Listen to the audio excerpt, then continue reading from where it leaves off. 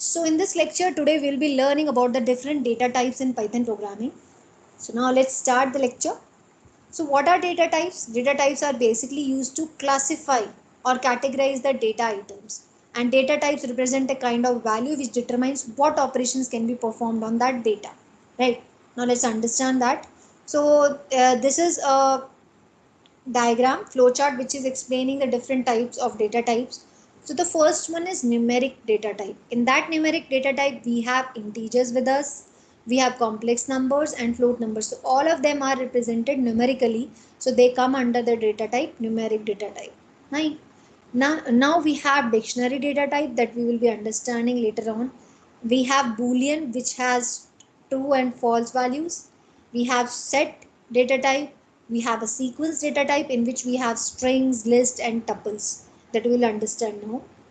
Now coming to the numeric data type, in numeric data type, what kind of value is stored? A numeric value is being stored here, and there are three types of numerical values which are identified by Python. First is integer.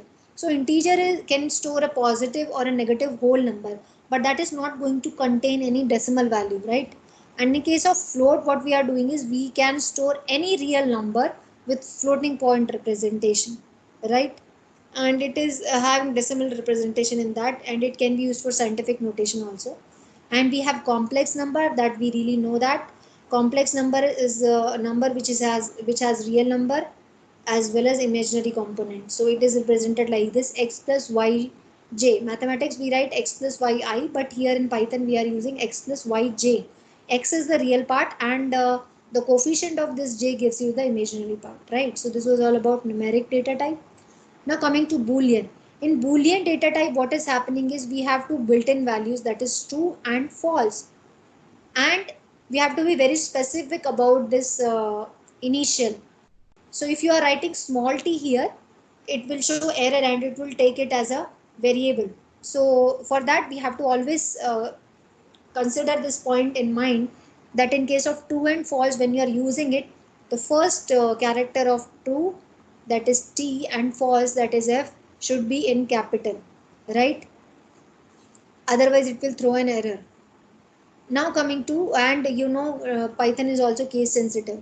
And then we have dictionary with us. In dictionary, what we can say is it is basically an unordered collection of data, and it is represented in this way. This is the notation. We have these curly brackets, and in these curly brackets the first thing that we have is key, and then we have a colon, and with that there is a value associated with the key.